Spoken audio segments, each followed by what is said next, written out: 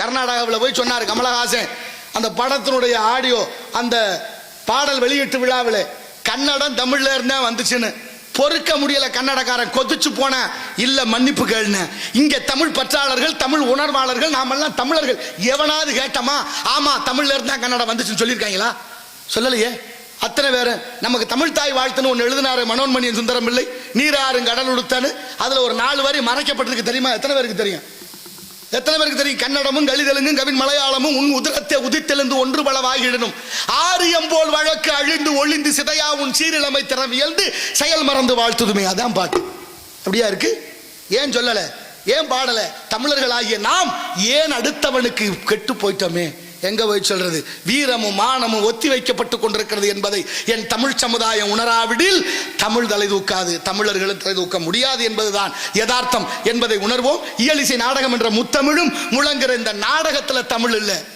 அக்கிரமம் பேசுங்க, அசிங்கம் பேசுங்க, அதுக்கு கூட்டம் கூடுது இல்ல. ஆபாசம்னா அதை பார்க்க ஒரு கூட்டம். நல்லதா அது?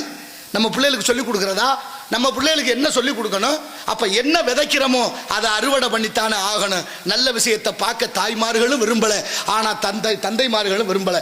அதையும் மீறி நான் பேசுற போது இவ்வளவு பேர் நின்று கேட்கறீங்க பாருங்க, உட்கார்ந்துருக்கீங்க பாருங்க. உங்க எல்லாருக்கும் என்னுடைய நன்றியை காணிக்கை ஆக்குகிறேன். அதுதான் மிக முக்கியம். இருந்தாலும் ஆண்டவன் படைப்புல எல்லாருக்கும் 6 அறிவு இருக்குன்னு நினைச்சுக்கிட்டு இருக்கிறோம். சில பேருக்கு 5 அறிவான், சில பேருக்கு 4 அறிவான். நான் சொல்லல. மாவு மக்களும் ஐயறிவினவை என்ப தொல்காப்பியம். கம்பரே பாடுறாரு, மக்களும் விலங்கும் ஒண்ணுன்னு. சில வீட்டுகளை போய் கேட்டு பாருங்க, ஏமா உங்க வீட்டுக்காரங்க அது நாங்கிட்டு தான் தெரியும், அப்புறம் வர்றோம். அதுன்னா எது? ஆடு மாடுன்னு அர்த்தம். என் அறிவில் சிறந்த பெரியோர்களே, தமிழ் பற்றாளர்களே, சிந்தித்து பாருங்கள். ஆடு மாடு அட்டை அரணை பாம்பு பள்ளி ஒட்டகம் ஓன அத்தனை இப்படி வளருது. மனிதன் ஒருவனைத்தான் மேல் நோக்கி வளர வைத்தான் இறைவன். அதனாலதான் நமது மொழியான தமிழ் மொழி அதற்கு உயர்திணைன்னு பேர் வச்சுச்சு. உயர்திணை. உயர்வுன்னு சொன்னா எதிர்ப்பதை என்ன சொல்லணும்? தாழ்வுன்னு சொல்லியிருக்கணும். சொல்லல. ஏன்? உயர் குணமேவிய தமிழன் மாண்பு, உயர்வு குணமேவிய தமிழனுடைய மாண்பு ஓரறிவு குறைஞ்ச மிருகத்தை கூட தாழ்வுன்னு சொல்லாம அக்தினேன்னு பேர் வச்சானே, அதையாவது உணர வேண்டாமா? உலக நாடுகள் எல்லாம் தமிழை போற்றுதே. பாகற்காய்க்கு பாகற்காயின்னு பேர் வச்சான் தமிழன். அது கசக்கும். கசக்கிற காய கசப்பு காயின்னு பேர் வைக்கல, பாகற்காயின்னு பேர் வச்சான். வெள்ளைக்காரன் கடிச்சு பார்க்கறான், கசந்துச்சு. கசந்த காய்க்கு வெள்ளைக்காரன் அப்படியே பேர் வச்சான், கசப்பு காய். ஆங்கிலத்துல பிட்டர் கார்டுன்னு.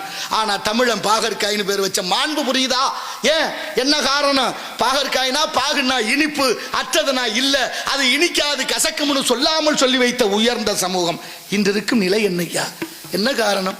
ஏன் இப்படி ஆனோம்? உலகமெல்லாம் நம்ம கிட்ட கையேந்துச்சு. இன்னைக்கு உலக நாடுகளும் எல்லாத்தையும் இவன் கையேந்துற அளவுக்கு ஆளாக்கியது யாரு காரணம் என்பதை உணருங்கள். உணராவிடில் நாளைய தலைமுறை வாழ்வது மிக கடினம் என்பதை உணர்ந்து கொள்ளுங்கள். இயற்கை என்று சொல்லக்கூடிய பஞ்சபூதம் நீர் நிலம் நெருப்பு காற்று ஆகாயம் 5 நமக்கு நிறைய உறுத்திக்கிட்டே இருக்கு, அறிவு கொடுத்துக்கிட்டே இருக்கு. தெரியுமா? 2 மாதத்துக்கு 1 மாதத்துக்கு முன்னால ரஷ்யாவில் நிலநடுக்கம். எவ்வளவு பெரிய ஆபத்து! போன வருஷம் வயல்நாட்டில் நிலநடுக்கம், கேரளாவில். இப்ப உத்தரகாண்ட் மாநிலத்தில் உத்தரகாசியில பெருவெடிப்புன்னு பேரு. பெருவெடிப்புனா என்ன தெரியுமா? ஒரு குடத்தை உடைச்சு விட்டா எப்படி தண்ணி கொட்டுமோ அது போல மேகத்தை கிழித்து கொண்டு கொட்டியது மழை. எத்தனை வீடுகள் நாசமாகி போனது. தமிழ்நாட்டுக்கு வருவதற்கு ரொம்ப நேரம் நினைக்கிறீங்களா? ஏதோ ஒரு புண்ணியம் நம்மளை தற்காத்து கொண்டே இருக்கிறது.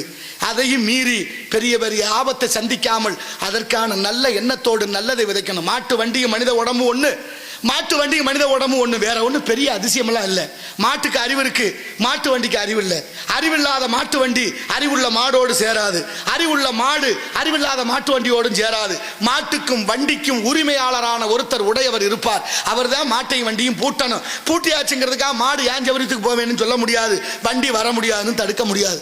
அந்த உடையவரான உரிமையாளர் தான் மாட்டு வண்டியை ஓட்டணும். எவ்வளவு தூரம் ஓட்டணும், எங்க ஓட்டணும், எப்ப அவுக்கணுங்கிற கணக்கு எப்படி உரிமையாளரிடத்துல இருக்கோ அதுபோல இந்த உடம்பு.